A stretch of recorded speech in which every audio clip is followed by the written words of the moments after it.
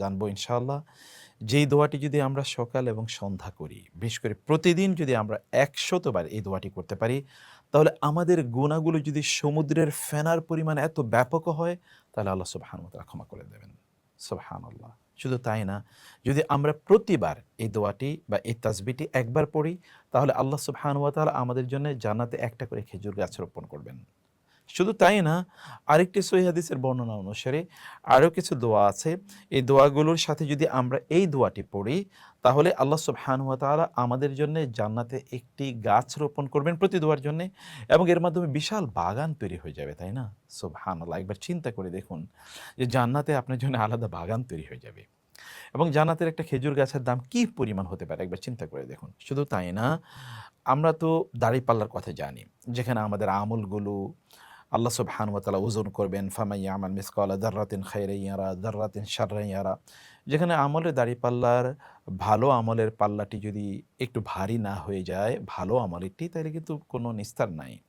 সেই আমলের দাঁড়িপাল্লাটি এত বিশাল যে গোটা আসমান এবং জমিন যদি ওই দাঁড়িপাল্লায় তুলে দেওয়া হয়, তাহলেও ওই দাঁড়িপাল্লাটির কাছে আসমান এবং জমিন খুবই ছোট মনে হবে।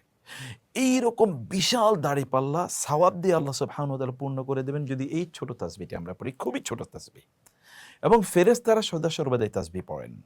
অর্থাৎ ফেরেশতাদের এই পুত পবিত্র অবস্থার অর্জন আমাদের মাধ্যমেও হতে পারে, আমাদের মাধ্যমে হতে পারে যদি আমরা সেই দোয়াটি পড়ি। তাহলে দোয়াটি কি? চলুন আমরা একটি দোয়াটি জেনে নিই। খুবই ছোট একটি দোয়া, মুখস্থ করে নেবেন আমার সাথে ইনশাআল্লাহ।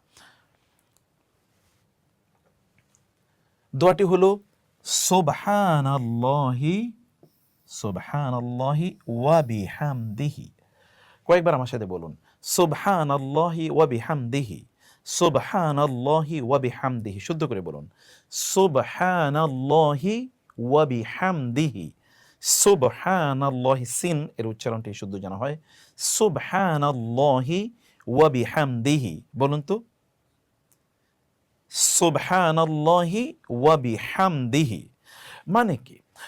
সুবহানাল্লাহি, আল্লাহ সুবহানাহু ওয়া তাআলা আমরা বলি না, মানে আল্লাহর তাসবিহ পড়ছি আমরা, আমরা আল্লাহর তাসবিহ পড়ছি, ওয়া সাথে বিহামদিহি, বি মানে দ্বারা, হামদুন মানে তো প্রশংসা, যেমন আমরা বলি আলহামদু, আর হি মানে হচ্ছে তার। তার মানে আল্লাহ সুবহানাহু ওয়া তাআলা এর প্রশংসা সহ তার তাসবিহ পড়ছি। এই যে তাসবিহ বলি না আমরা, তাসবিহ শব্দটি সুবহান থেকে এসে। সুবহান মানে হচ্ছে আল্লাহর পবিত্রতা আমরা ঘোষণা করছি।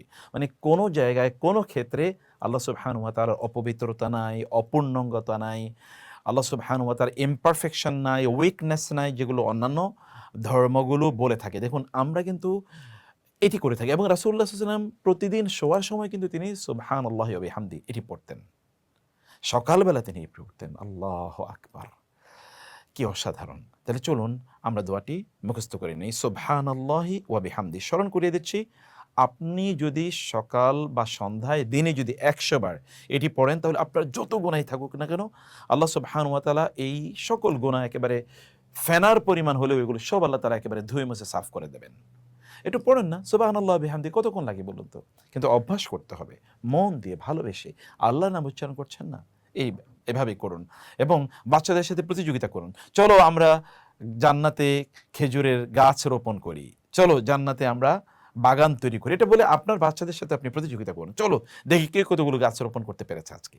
এভাবে আমরা প্রতিযোগিতা করলে কিন্তু বাচ্চাদের মধ্যে একটা কালচার তৈরি হয়ে যাবে, তাই না? আর আপনারা যারা রান্নাবান্না করছেন, ধরুন আপনি রাস্তায় চলছেন অথবা গাড়িতে আছেন বসে, পড়ুন না সুবহানাল্লাহি ওয়া বিহামদিহি।